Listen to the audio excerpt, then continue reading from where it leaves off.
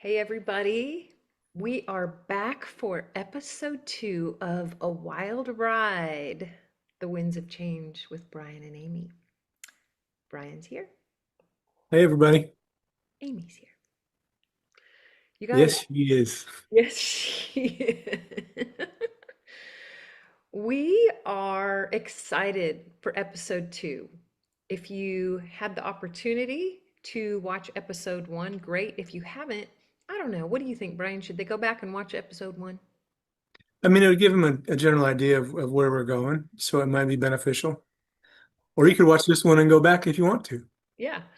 So, this broadcast, if you will, is really about our story that will tie in with many other stories. It's giving people permission to look at where they've come from and where they're going. And then I know for me, and Brian has been living this life for a long time, where it's no longer just our will of how things are going to work out in life, but stepping into that spirit move, the whisper of Abba, as Brian always so endearingly talks about the Father, our Father, as Abba, and stepping in with that spirit wind, that Ruach breath that says, this is the way to walk. And so we're stepping in. And because sometimes, y'all, it's a wild ride. Yes, it is. It is. And, some of us have just known in our knower that that's what we want. But life takes on such a trajectory that we just kind of stay where we've been and not even realizing how much we're trying to dictate that. Sometimes we think we're doing that with God, yet we need to remain in that place of control. Hello, that's me, and it has been for a long time. But our relationship, you'll find out in episode 1, took on a wild ride. It caught us so off guard on how this came up. And we felt that deep inner knowing that this is the way to walk. And we've walked in that. And so we're recording it. We're literally just hoping that others will come along and other stories to inspire where other people have done the similar kinds of things. But they're all so unique to our own journeys and how lives come together and begin to entwine and take us into a glorious place that he said, come. So we're, We could never have imagined or even thought of yeah. the place he's taken us to. And so we're sharing some of those things. So we told you guys in episode 1 a little bit about our background, why this relationship by the outside view could look disastrous for some onlookers. And then for others in their heart go, yes, this is the healing of life in Christ. And so that's where we're stepping into. But we thought, let's go back a little bit. In order for us to go forward as individuals, sometimes we need to go back and see where we've come from. Not that we're gazing all the time in the rear view mirror or we're going to crash, but that we are aware where we've been so we know where we want to go and where we're supposed to go. Yeah. In addition, we started off the first episode talking about our desire to shine light and to give people hope that, have been seeking for a relationship. And ours really shouldn't work, particularly at our age of now. It's not like we're newlyweds. So, yeah, that's the general idea. Love it. We are. We're newlyweds, you guys, for less than 2 weeks. Yeah, definitely. June 14th. Ecstatically happy aside from being apart from each other. We are only apart for a few more weeks, right, Bri? Right. And then it's together forever. And so we're going back a little bit. So obviously, we're not 22-year-olds that just got married for the first time. And if you're in our age range, which is pushing that 60 mark, you might have grown up with what we both did, which is kind of that tabooness of when marriages don't make it. But some of us find ourselves in that situation. And how do we navigate that? We can look at that relationship and close it. Brian, 23 years. Amy, 33 years. And so that's a lot of years and a lot of our lives So, what do we take from those relationships, honor what was, and then move forward into the next without getting hung up, remaining in wounds that are just going to then perpetuate in the next relationship? We're not saying we're going to have this figured out perfect, and you're going to journey with us when we're going, what the Phil, are we doing? How? And so we get to walk along in connection, in community, in real life and go, yeah, this, we don't know how to navigate this part. We're not therapists, we're not doctors, and we're not like mind readers. None of us should be. You can be doctors and therapists. I mean, mind readers, we shouldn't be. So I'm gonna give a little bit of background on this episode of where I came from and some of the things that I've learned. And Brian gets to ask questions, reflect on some of those things, and go, oh my gosh, I don't even know what to do with that. But it's really important that both of us, like I said, we're honoring where we came from. And in episode one, we talked about honoring our previous spouses in order to kind of set all of that free. Not that you don't have hurt or struggle or pain, but then how do we let that stuff go and let the Trinity, that Holy Spirit healing take place where we know we need outside help or that when it's an inside job. So, yeah, I got married when I was 25 years old to somebody who was, no, was I 24? Um, who was 30 at the time. And, felt like right from the start, after a 2 year dating, that I was probably too young and we should wait longer. But I had in my mind, I'm like, no, like, this is what I need to do. So I had right from the bat, right out of the hatch, ideas of what my life should look like. Okay. I had an idea of what a knight in shining armor was, and this is what my life ought to be, and it needs to follow this path and these patterns. So I needed to get married, I needed a big wedding, needed somebody who was a little bit older and had a secure job. I was graduated from college. He was well getting into his career, and that just felt good because I knew once I left home, I needed somebody to help me and take care of me to a certain degree. Did I ever admit that? Heck no. But this was some of the mindset because it was kind of what I grew up with. This is what you do. And so there was, I love my family and my parents, but there was just certain things kind of like an expectation. When are you going to get married? Then it's when are you going to have babies? Then when are you going to this, and this? And that's kind of the time frame though that we grew up. And so, like I say, that's not of any fault of anybody's. It's just how it was. And so I had those ideas that I didn't convey to my husband.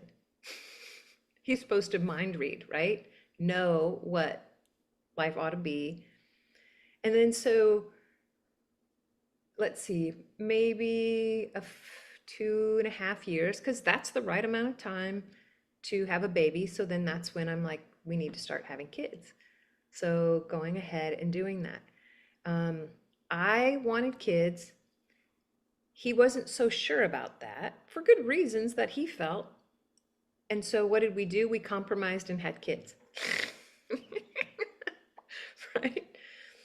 Right there, certain things where we don't necessarily work it out and understand and honor one another, we just go in the direction, the path of least resistance, and that was to do what I felt like was the right thing. So then little by little, I mean, I think we all have this. We have these resentments that like start to build up, kind of like you're wearing the pants already or that kind of thing, you know. But yeah, we were two people that grew up with very different backgrounds. We were both kind of middle class. Maybe I was on the upper middle class, he was middle class, but had really different upbringings in terms of like how our parents handled stress, um, religion in the house or in the family background, how you worked through problems. One was you just don't talk to one another, and silence and that kind of thing. And then the other was you talk even when nobody wants to talk, and you force reconciliation was never actually healing things, but it was just like, let's just get over this and move on to the next thing. So to me, like looking back, I go, both build like walls around the heart and that kind of thing, but they were handled really different. I didn't have any understanding nor compassion or even a knowledge, any kind of foundational understanding of learning to listen and understanding and empathizing with how he did, and vice versa. So, it was within those first 10 years. You've got kids on the scene. We had one child naturally and one through adoption, both my idea. And then resentment starting to build and walls building, right from the start. And you know what? If I look at all of that, Brian, it's was foundationally, I felt like expectation. I had ideas of what marriage should be and should look like, and he probably did too. And both coming from places of wounds in the family, in the backgrounds that were really never addressed in the first place. Yeah, we actually, we all kind of walk into that with our own baggage, if you will. And you had mentioned that you didn't tell your former spouse your expectations. But what I got when you were talking is you really didn't even consciously aware of what those expectations were, I don't think. Yeah. And maybe the first 10 years is you figuring that out. Yeah. And don't you think, I mean, like, who really goes in prepared, right? We go into what we think is love, but honestly, it's already in literally just being on my own for a few years, but doing so much to heal versus blame, knowing that, yeah, there's your side of the story, my side of the story, and the truth, Yeah. right? And that truth, sometimes we don't even know. So it's like, how do we unpack that? Let's look at that versus those other two. Because we're looking through lenses of wounds or the desire to blame somebody else. But then it's like, when do we grow up and go, wherever you go, there you are. So I have to deal with my side of the fence rather than just make myself appease the wounds, the pain, try to lessen it instead of just like going, nope. And for me, that's come through literally my walk with Jesus, going, I'm with you in this, I am in you. All of that has changed on how I go forward in my life. And until that foundation has been established and begins to become my own more and more in some of the deepest, darkest, most painful things, that's the only time I can deal with these things in a healthy way. Counselors can do a great job or get you to a certain place, but that inner work, I feel like, comes through knowing our belovedness, knowing who we are. Then we can look at those things and go, how do I go forward? And especially, how do I go forward with somebody else? And so, I can look at the years from that very beginning time of, I don't even know why I want to get married. It's just what you do. After I graduated from college, I better find somebody to do life with. And if I want to have kids, do I even want to have kids? What does having kids mean? And then you just do, and you go in those, I don't know, you just take those steps, and life unfolds in the grace of God. Like, literally keeps us alive and our kids alive. And then, the years go on. Like, people are going to continue. It doesn't matter how much we talk about these things of like where we came from and where we go. People step in because we feel it's love, or we feel it's what we're supposed to do next, or a combination thereof. And then maybe even at some point in time when your heart can receive it, realize, what is love? Do I even really know what that is? What is selfless, other centered love? I'm like, no, it's all about me in many ways. And I can attest that my former spouse would say, yes, it was a lot of times, which was part of the rift, right? That you can't even, you're so focused on what you're doing, you can't even see what somebody else might be needing, saying, crying out for. And that is like the beauty of walking in life with Christ. He was walking with me when I wasn't giving him any awareness, any attention, and was pretty sure I could do it all on my own. So then let's like kind of looking at, I walked kind of through the first 10 years, moved into maybe year, well, no, right around 10, when I was just getting so frustrated and blaming for a lot of the problems, the way we parented different, no, having a mindset that focused on what the problems were rather than what was going right. So, as Graham Cook so eloquently said, and it etched in my mind many years ago, what you focus on, you empower. And I was focusing on what was not working in my life. Woe is me. I was really good at pity, self pity, and how things could be and should be different. And that led my heart to look for what I thought I needed in somebody else, in somebody else's husband. And I'll tell you guys, it's something I never in my wildest dreams thought I would be capable of. But it's crazy what the mind will do and how it can talk you into and rationalize things out so that you can survive and still parent and still show up for somebody else. And I will tell you that part of the things I learned in that, though, is never being surprised by what somebody else has experienced, gone through, or done. Mm. It built an empathy and a willingness to open-handedly listen because I've been there. And by God's love for me, seen me through that on the other side. The lack of judging other people based on their actions and things like that, like there has been a gift in that, that For I'm like, sure. it's not my job. But it's, yeah. So that was something that happened on and off on a couple of occasions, um, to a point where I didn't even want to live anymore because it started to drain me of life. When you're living in, um, where you're living a double life, you're saying one thing, but this is happening on the other, and it begins to rot things from the inside out. And then you can't stand yourself. You don't trust yourself. And, people sometimes think that, like, oh, it's just a thing. Once you get through that, they don't understand the impact that when we are like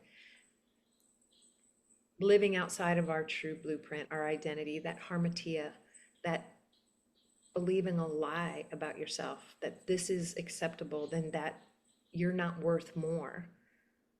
And then you lower your standards and operate out of something else.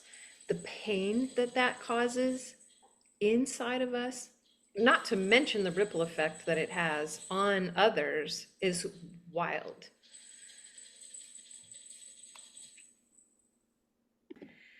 And it literally erodes the human heart. Absolutely. And then that ripple effect does have a price to it. Because for me, in my situation, was it did so much that I had to tell him, this is what's been happening. And you can leave if you want. I don't want you to. I think I want this reconciled. I just need to understand what's happening.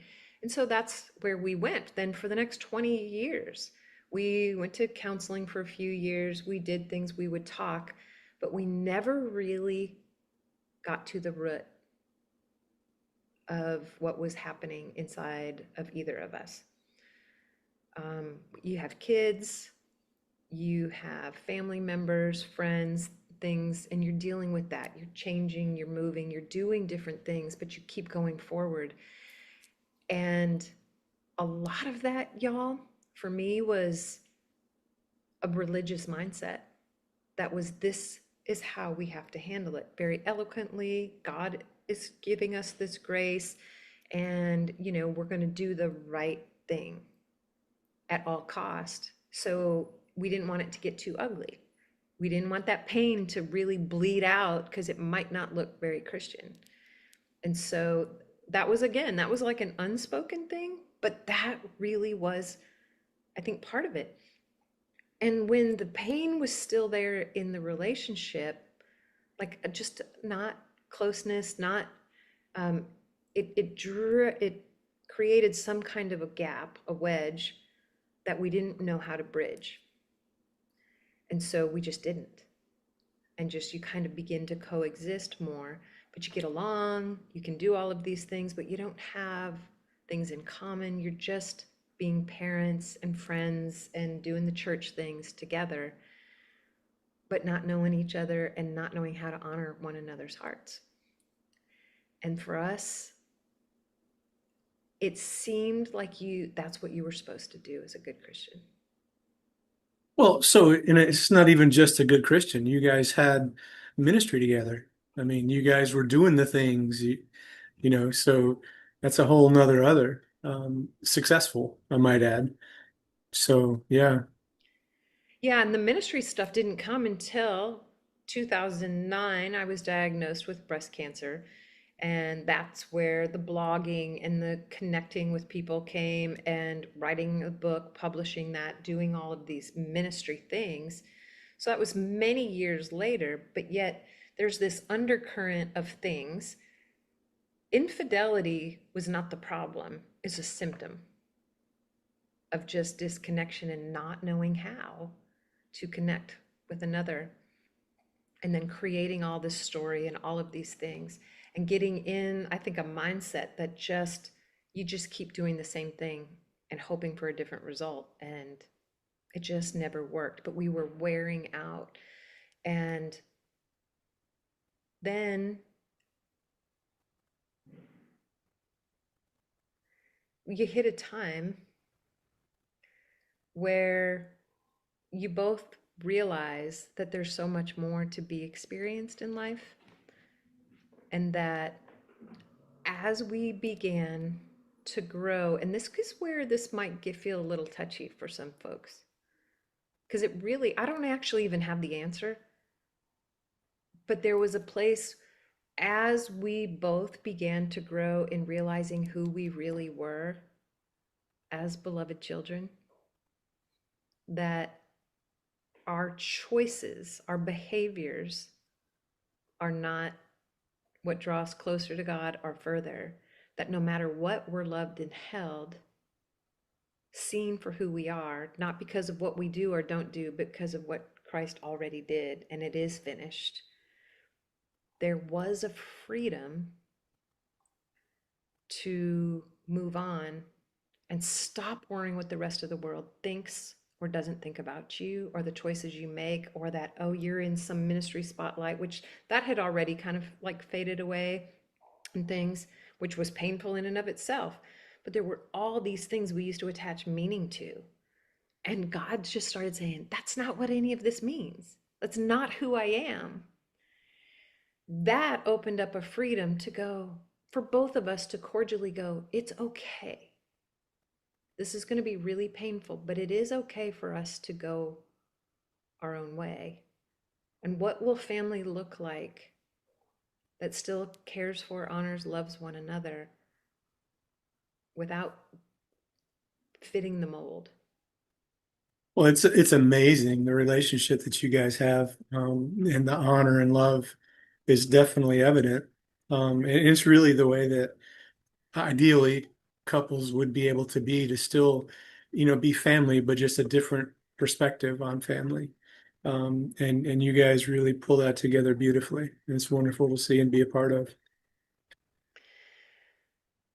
And even, like beautifully, maybe, maybe not. I know it's still really hard for for adult children.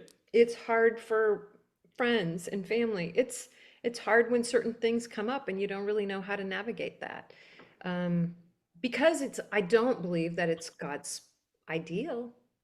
I think there's a lot of things that aren't his ideal, but he's like, I'm with you in everything, right? Everything that you experience, I'm going to be with you. That is one of the biggest things for me, is that I'm not shunned, right? I'm not shunned by my creator, my father, the Holy Spirit, in that more maternal kind of role. Um, Jesus as spouse or brother, or that like the family unit feels severed in certain ways, but they're like, we're gonna, if you stop carrying this burden and let us, That's the key. then we're going to be okay. Everyone's going to be okay. Stop trying to control, fix, manipulate this. And that was a thing for me. There's no doubt in my first marriage that there was control issues. You could hear it. And those things are literally, you guys, like breaking off, and have been. And that's why I thought I needed to be single for a minimum of 2 years before I even considered a guy in my life, because there were all these things I wanted so much in the Trinity family and my life together, that perichoresis dance. And I just needed that. But that's another form of control. Oh, yeah. I was controlling what's coming next. And then it was, like I said, that Jehovah Sneaky that came in and goes, maybe not. Maybe there's stuff we see about your heart and know about you at a subconscious level you're not even aware of. And can you trust this to grow in this process? And it's been really, really amazing and scary and eye-opening and really Painful, maybe. painful. Oh my gosh, Brian, there's been a lot of painful moments. The amount of things that I feel like I have had to say goodbye to or let go of in 24 months includes 3 pets, a marriage, 1 pet, then a marriage, then 2 other pets. You have to let go of certain relationships or ideas of what they were, um, mental constructs of what those relationships were.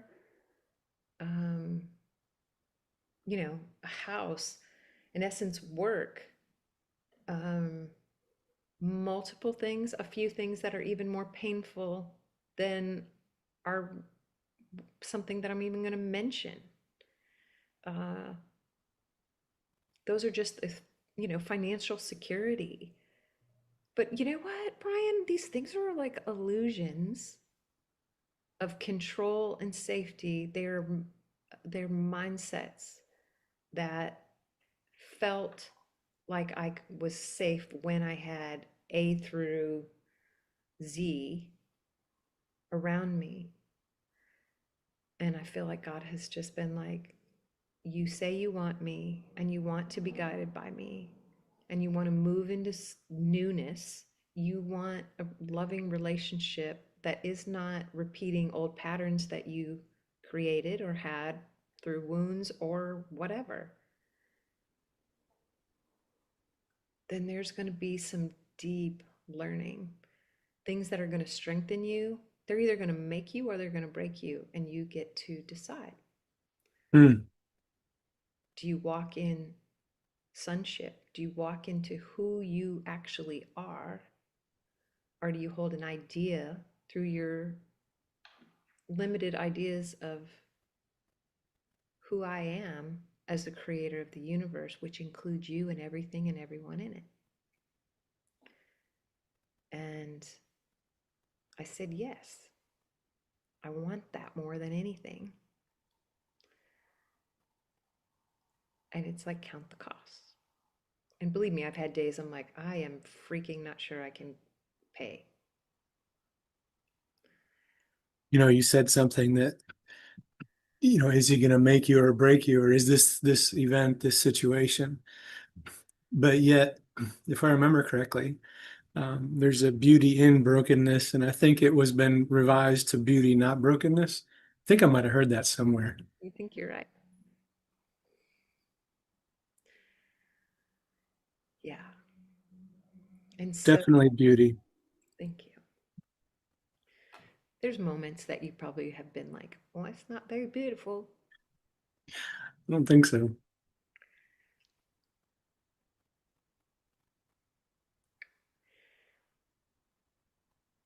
Moving into the place of not talking about my Lord and knowing Him. Ah,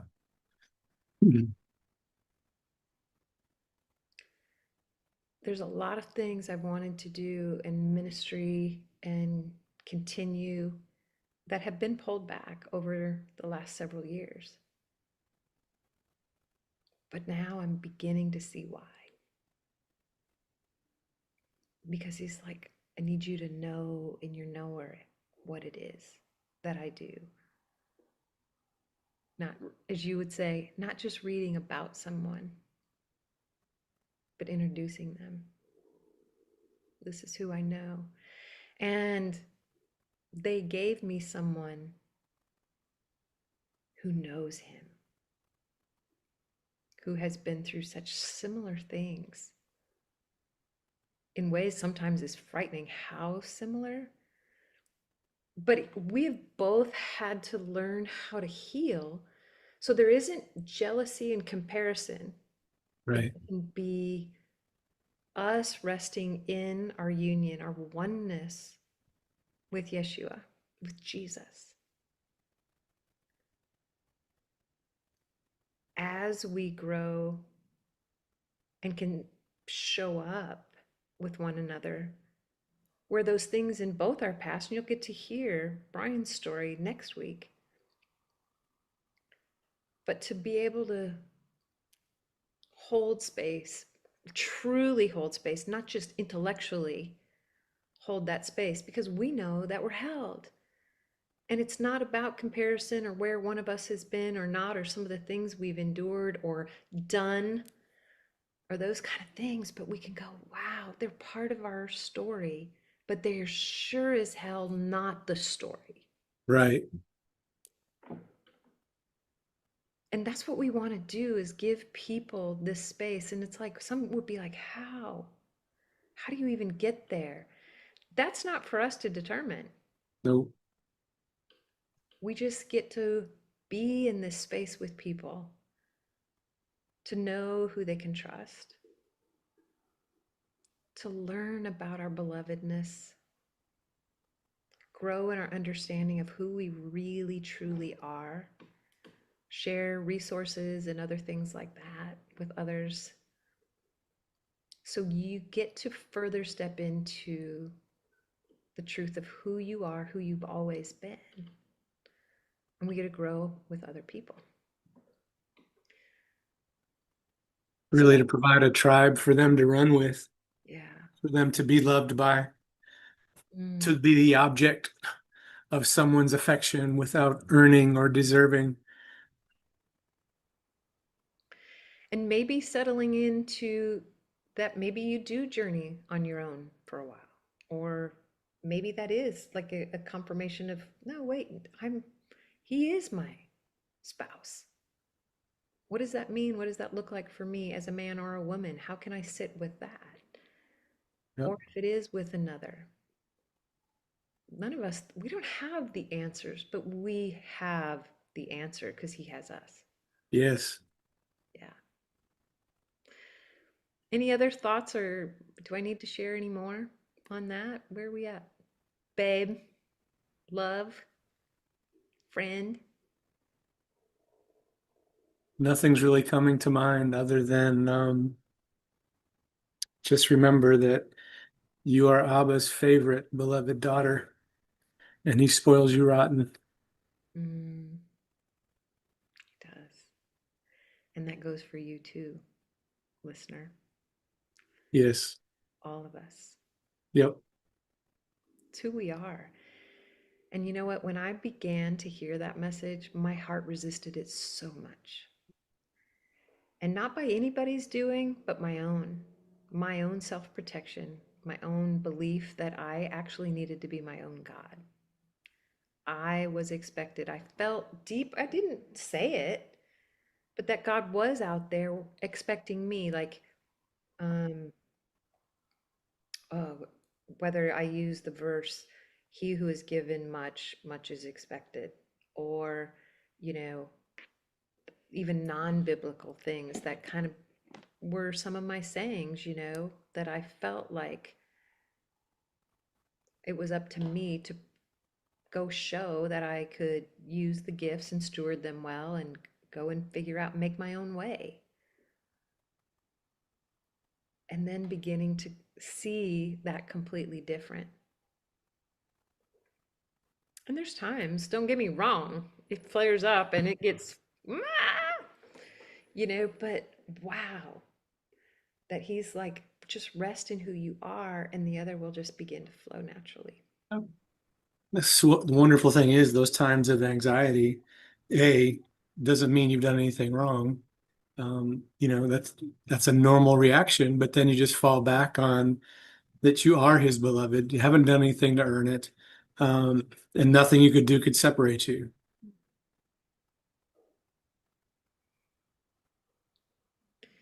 So good. You guys, this has been great to get on here to just kind of share and unpack. And we're going to just keep moving as the Spirit shows us on how these episodes flow. We love your thoughts, your comments, your feedback, your own questions, and we'll do our best to get back to those. But go ahead and like, subscribe, whatever you want, if that seems right for you, and share these with people that you feel like might need to hear something along these lines. Because it is a flippin' wild ride. Yes, it is for sure. We appreciate y'all's time checking in. Love you bunches. Bye bye for now.